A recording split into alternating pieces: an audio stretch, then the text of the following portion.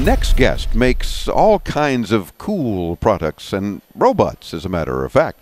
They make 3D products. They do robots that do some fun things, and we're going to show you those things. If you're driving, don't look at the radio. Come by the site anytime, and you'll see all of the things that we're talking about. They also make a 3D food printer, I mean a 3D printer, a food printer, 3D scanners. I mean, they're really into these days and into tomorrow tech. The administrator for XYZ Printing is Yanina Tu. That's how you say it? Me. Yeah. How are you? Yeah, good. Good. Glad to have you with us. And you brought some friends along. One of them is, look at this, one of them is marching into frame as we speak. This is our humanoid robot. The humanoid robot. Yeah. Oh, how cute. Lots of movement. Look at this. My gosh. He's been working out a lot lately. Holy. He's been working. Look at this. He's doing push-ups. Yeah. Well, you can tell we're recording a lot, Ken.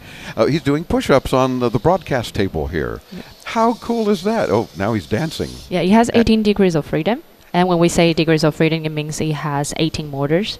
Oh, and I wish I had 18 degrees of freedom. That well, I think he has more than me. But so he's got 18 motors and the ability to make all kinds of very cool movements. What else can you have him do while we're showing this on the radio? This is programmable, so actually when users have it, they can design the movement they want.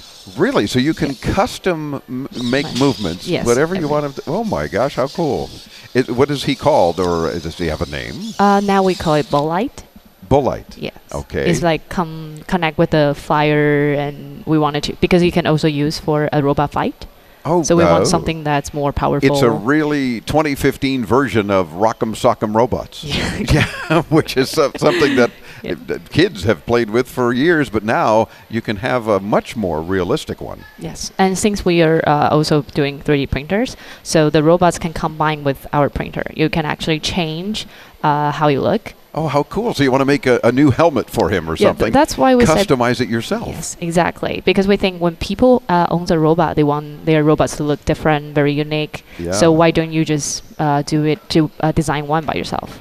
I love it. Yeah. So then how does he come like this initially, and then you can customize him even more? And is he available now?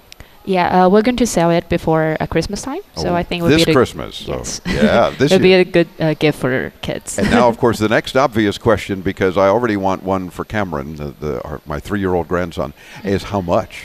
Okay, this is about 600 to 800 US dollar. Oh, stick more by the 600. Yeah, 600, 800. I'll take it. I'll take 6. Because it comes with 3 different kinds of packaging. Oh. Okay. And we also understand for some people probably it's harder for them to assemble this all by themselves. So we have a fully assembled one. Oh, so that's the more expensive, of course, if you do the work. It makes sense. But otherwise, can most people assemble the robot? Of course, we have like a video to teach you how to assemble it, and you can always contact us if you have any problem. Good. Sure. Yeah, I'm sure you're not going to abandon a customer who's spent that kind of money and wants to do something fun, and they'll be available before Christmas. Yeah, and that's why we call it edutainment robot, because it's not just toy. Right. You can combine with helps with STEAM education. Yeah. Yeah. Can you get him to do push-ups again? Because my thought here is if you do something like that, then what's neat about it is that you can encourage your children to say, compete with him. Yeah. You know, let's exercise together. Yes. And they can name their robot, whatever they want to call him, and do various things, and it just works so well. Yep. But now, before we run out of time, because you have so many other cool things to show, I hate putting him aside because he's so much fun, but tell me about this thing that looks more like a spider or something. Yeah. What is this called, and what does he or she do?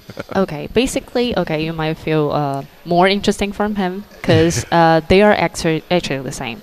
They are essentially the same. They are the same. But this one was assembled differently. It's just different structure. Oh. But everything is the same. You only need to add a little bit parts from here, for example, and then it's actually the same from this one. So you will have 2 at one time.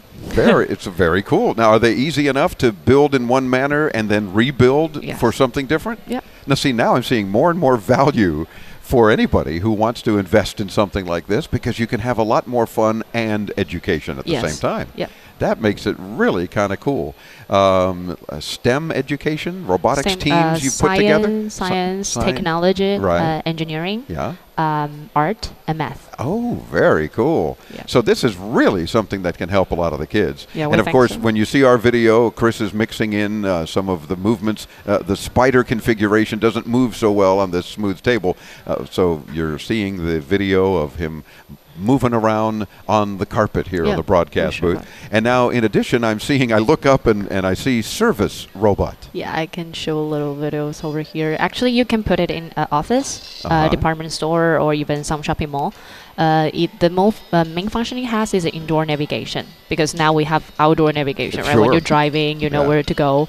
But once you enter a mall and you try to find specific products, you probably can't find it.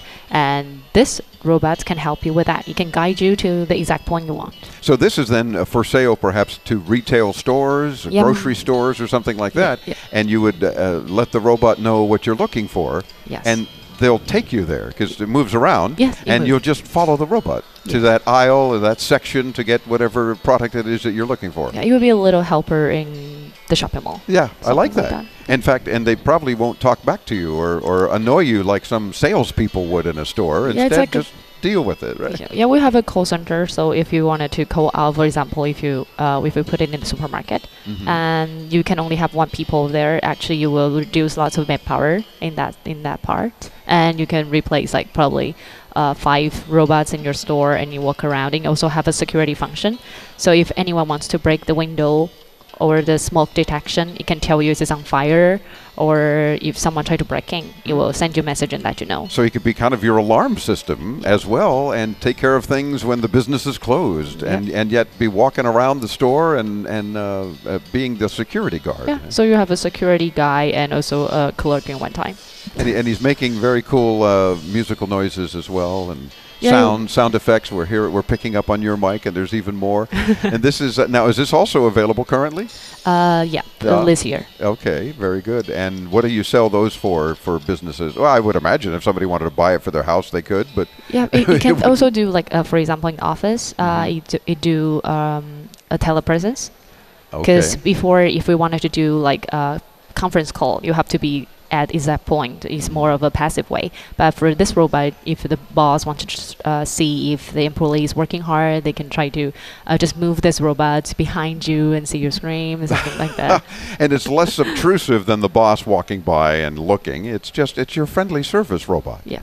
That's keeping an eye on your work. I love it. Is that part of what motivated you guys at XYZ Printing to come up with these cool robots? Yeah, because just so many uses. Yeah, well, because we think that people fear things they don't know. Once we start to do robots, they will like, well, a robot's gonna take over the world. It's gonna kill us and things like that. But we try to teach them like you have to get into those things. So don't be afraid of things you don't know. Yeah, of course. Yeah. And speaking of which, if the kids, because the kids are going to do this, it's just, Cameron would do it, in a heartbeat. Can he have the robot fight the spider, and who wins? Well, we're going to find out later, because this is actually programmable. So you can program their movement as you like. So you can actually determine who wins by controlling them yourself. Yeah.